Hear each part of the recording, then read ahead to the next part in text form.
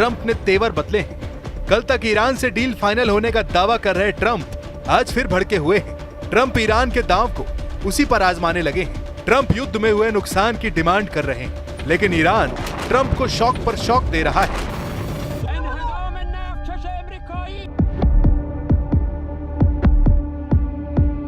Iran ने अपने supreme leader की वॉर मीटिंग का गुप्त वीडियो रिलीज कर दिया है। यह वीडियो ट्रंप को 440 वोल्ट का झटका देने वाला है, क्योंकि supreme leader Mustafa Khamenei fit and fine है। मुस्तफा के चेहरे पर कोई टेंशन नहीं दिख रही है। उनके दोनों हाथ सही सलामत हैं। मीटिंग में सुप्रीम लीडर ने जो प्लानिंग की वो अब ट्रंप को डरा रही है, क्योंकि ईरान डील तो दूर की बात अपनी नई वॉर टीम को जंग में उतार चुका है।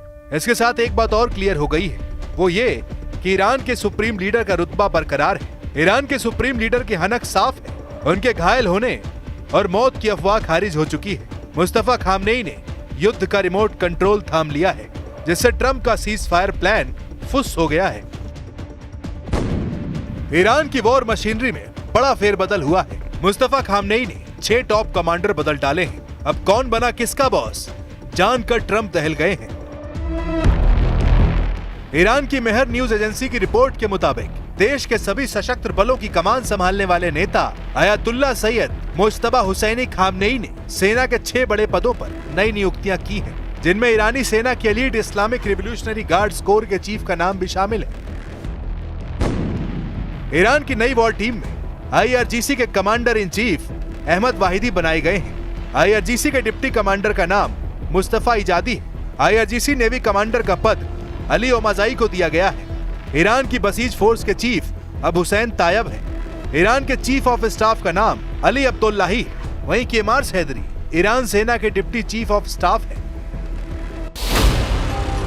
सुप्रीम लीडर ने वॉर टीम बनाने में अच्छा खासा टाइम लिया है। उन्होंने वॉर टीम के ऐलान के बाद राष्ट्रपति पेजेशकियान से 7 घंटे तक बातें की हैं। सुप्रीम लीडर से मीटिंग के बाद प्रेसिडेंट ने दुश्मनों को उनका मैसेज दिया है। ईरान ने साफ किया है कि वो युद्ध में मजबूती से टिका हुआ है। नई वॉर टीम ईरान को युद्ध में जीत दिलाने के लिए बनाई गई है।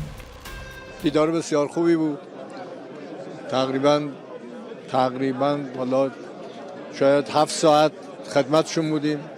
از تمام مسائل کشور رو تونستیم با همدیگه گفتگو کنیم و خب طبیعتاً دغدغه اصلی که اونجا مطرح میشد در رابطه با مسائل معیشت مردم بود، وضعیت بازار بود، اشتغال بود، مسکن مردم.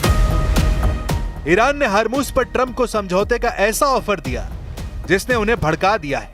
ईरान की तरफ से कहा गया है कि अगर ट्रंप हरमुज खोलने पर बात करना चाहते हैं तो उन्हें 400 अरब डॉलर का दांव लगाना होगा। ईरान ने ट्रंप और नेतन्याहू से 300 अरब डॉलर का युद्ध मुआवजा मांगा है। साथ ही ईरान को अपने वो 100 अरब डॉलर वापस चाहिए जिसे ट्रंप ने फ्रीज कर रखा है। ट्रंप इन शर्तों को मानेंगे तब ईरान हरमुज पर बात करेगा। बातचीत में ईरान की डिमांड क्या होगी, इसका अभी कुछ पता नहीं। पेजेशकियान ने वार्निंग दी है कि जो दुश्मन ईरान का सरेंडर चाहता है उसे अब मुस्तफा खामनेई के आगे झुकना होगा। با حمایت خیلی کشورهای دیگه، کل کشورهای غربی و برخی کشورهای دیگه که همه میدانیم، ولی به ایست سر خم نکنه و نهایتاً دشمن رو مجبور بکنه که درخواست مذاکره. इन नई डिमांड से बौखलाए ट्रंप ने जवाब में ईरान से उन सभी लोगों के लिए मुआवजा मांगा है जिनकी मौत कभी भी किसी भी खाड़ी युद्ध में हुई हो। 1983 में बेरूत के मरीन कंपाउंड में बम धमाका भी शामिल है। बेरूत बम ब्लास्ट में 241 अमेरिकी सैनिकों की मौत हो गई थी। यही नहीं, ट्रंप ने साल 2003 से 2011 के बीच इराक में मारे गए 603 अमेरिकी सैनिकों का हर्जाना ईरान से मांगा है। ट्रंप ने कहा है कि वो ये भी चाहते हैं कि तेहरान मारे गए ईरानी प्रोटेस्टर्स के परिवारों को मुआवजा दे। They asked for reparations, you might say, or they asked for money for the damage that we've done. I said, that's a good idea. Well, we're going to ask for money for the damage they've done over a 50-year period. Whether you go SS Cole or whether you go all of the people that were so badly hurt, so badly wounded or killed, many thousands of people. And maybe damages for the 52,000 protesters over the last 4 months that were killed in Iran. Trump के गुस्से को बढ़ाने वाला एक नया ऐलान Iran ने इसके बाद किया है। ईरानी संसद स्पीकर कालिबाफ के सलाहकार माजिद शाकेरी ने ऐलान किया है कि ट्रंप से ईरान कोई समझौता नहीं करने वाला। माजिद शाकेरी ने सोशल मीडिया पोस्ट कर सीधे शब्दों में लिखा है, ट्रंप हमारे साथ किसी भी तरह के समझौते तक नहीं पहुंच पाएंगे। हम 20 जनवरी 2029 तक इंतजार करेंगे और हम उनका कार्यकाल खत्म होने तक इसी तरह बने रहेंगे।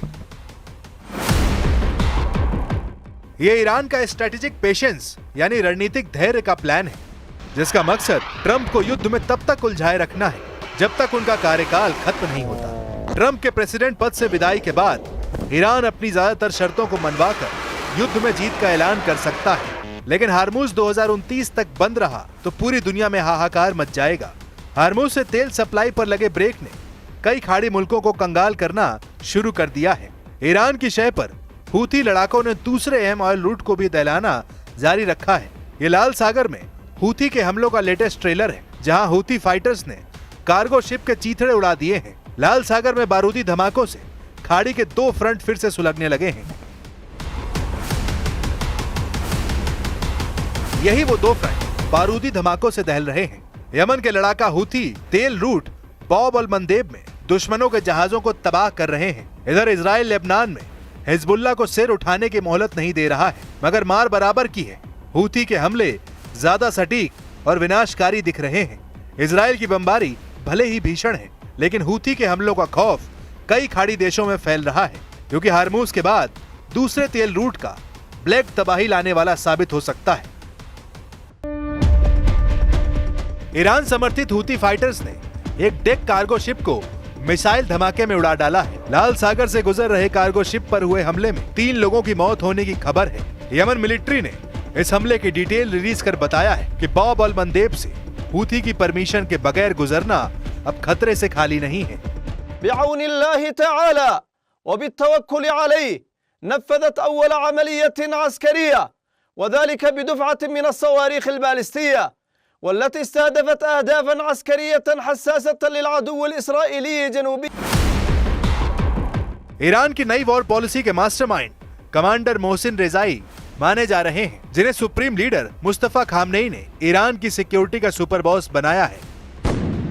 रेवोल्यूशनरी लड़ाकों के पूर्व कमांडर इन चीफ रहे मोहसिन रेजाई ईरान के नए सिक्योरिटी चीफ बनाए गए हैं। रेजाई को ये पद बाकर जोरगाद्र की जगह मिला है। रेजाई ईरान के सबसे कट्टर जनरलों में से एक माने जाते हैं। मोहसिन रेजाई ने अमेरिका और इजराइल से लंबे समय तक युद्ध जारी रखने का प्लान बनाया था। एक बात जो कमांडर रेजाई को सबसे खास बनाती है वो है उनका काउंसिल में सुप्रीम लीडर का प्रतिनिधि होना, यानी रेजाई के पास डबल पावर, जिससे वो ईरान की पूरी मशीनरी पर कंट्रोल कर सकते हैं। ये कमांडर रेजाई ही थे जिन्होंने हार्मूज को एटम बम के बराबर का हथियार बताया था। अब वही कमांडर ट्रंप से टकराएगा, वही कमांडर नेतन्याहू की प्लानिंग खराब करेगा। कमांडर रेजाई युद्ध का रुख किस ओर ले जाते हैं अभी वक्त बताएगा, लेकिन सीरिया में एक मुकदमे पर आए फैसले ने कई देशों की टेंशन बढ़ा दी है, क्योंकि कुछ दिनों से साइलेंट दिख रहे सीरियाई अखाड़े में फिर घमासान का ग्राउंड तैयार हो गया है। अब सीरिया से आई इन तस्वीरों की कहानी भी जान लीजिए, क्योंकि यह मुकदमा एक नए वॉर एंगल की तरफ इशारा कर रहा है। सीरिया से आई ये तस्वीरें पूर्व राष्ट्रपति के गुनाहों का हिसाब है। पिंजड़े में कैद दिख रहा आदमी कभी सीरिया का सबसे खूंखार ब्रिगेडियर जनरल था, लेकिन अब उसी के सिर पर मौत नाच रही है। सीरिया की अदालत सिविल वॉर के दौरान वॉर क्राइम और इंसानियत के खिलाफ क्राइम के आरोपों में दोषी ठहराए जाने के बाद पूर्व राष्ट्रपति बशर अल असद को मौत की सजा सुना दी है। असद दिसंबर 2024 में तख्ता पलट के बाद परिवार समेत मॉस्को भाग गए थे, लेकिन अहमद अल शरा की हुकूमत ने असद पर मुकदमा चलाकर उन्हें फांसी पर टांगने के बंदोबस्त कर लिए हैं। असद के साथ कोर्ट ने आतिफ नजीब को भी मौत की सजा सुनाई है। आतिफ नजीब जनवरी 2025 में गिरफ्तार किए गए थे। नजीब 2011 के विद्रोह के एपिसेंटर दारा में पॉलिटिकल सिक्योरिटी के हेड थे। उस वक्त उनके एक्शन को इंसानियत के खिलाफ क्राइम साबित किया गया था। आतिफ नजीब बशर अल असद के ममेरे भाई हैं। आतिफ नजीब सीरियाई सेना के पूर्व ब्रिगेडियर जनरल हैं। बशर अल असद ने अपने पिता की मौत के बाद साल 2000 में सत्ता संभाली थी। असद के पिता हाफिज अल असद ने करीब 30 साल तक सीरिया पर शासन किया था। बशर अल असद ने दिसंबर 2024 में पद से हटाए जाने तक सत्ता संभाली थी। सीरिया में साल 2011 में गृह युद्ध शुरू हुआ था। इसे असद की सेना ने ताकत के बल पर कुचल दिया था। यह अशांति तेजी से पूरे देश में फैल गई थी, जिसका फायदा उठाकर तुर्की ने सीरिया में अपने पसंद के अहमद अल शरा को तख्ता पलट के लिए उकसाया। तब कमांडर जुलानी के नाम से कुख्यात रहे अल शरा ने कई लड़ाका ग्रुप की संयुक्त सेना बनाकर असद सरकार को उखाड़ फेंका।